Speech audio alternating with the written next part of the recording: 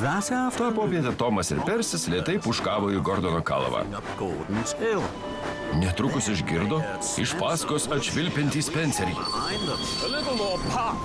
Dar šiek tiek pastangų ir galbūt iki vakaro pasieksite viršūnę.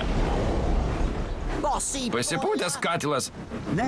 Paskui Spenceris pasivijo Gordoną. Pasitrauk iš kelio, lėtas vežime. O, koks pažeminimas. Tobis lėtai riedėjo į mazginę stotį. Spenceris atlėkė tūtuodamas ir dundėdamas. Panašu, esi per senas, kad būtum išties naudingas, Tobi.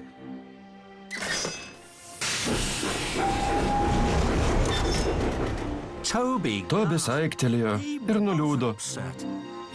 Jis pražiopsojo žalią signalą. Edvardas ir Džeimsas linksmai puškavo. Spenceris sulėtino greitį. O, vargeli, vienai platformai traukti reikia 2 senų garvežiukų. Jūs rimtai? Aš galiu traukti net 5. Ir Spenceris nudundėjo tolyn. Džeimsas taip supyko, kad nebegalėjo puškuoti. Ta vakarą garvežiukai kalbėjo tik apie Spencerį. Jis pasakė Tobi, kad šis per senas. Jis užėmė mano ekspreso liniją. Jis niekada taip neblizgės kaip aš. Jis niekada nemokės tinkamai elgtis. Spenceris baugina. Kitą dieną Tomas stovėjo Brendamo dokuose.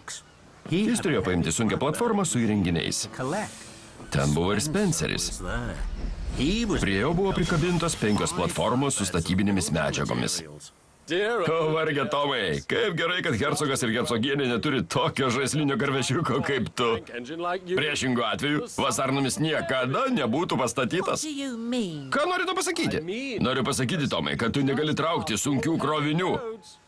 Tomas nusiminė. Kiti garvežiukai taip pat.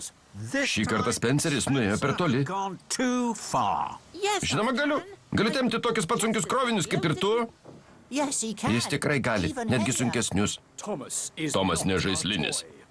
Jis išties naudingas garvežiukas. Ir jis labai stiprus. Sodoro garvežiukai Spencerio neišgazdino. Jo katile suburbuliavo puiki mintis.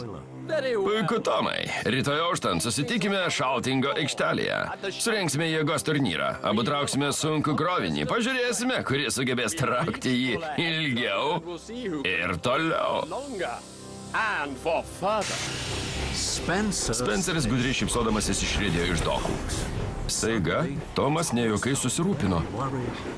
Kad mane kur? Negaliu to padaryti. Spenceris tikrai laimės jėgos turnyrą.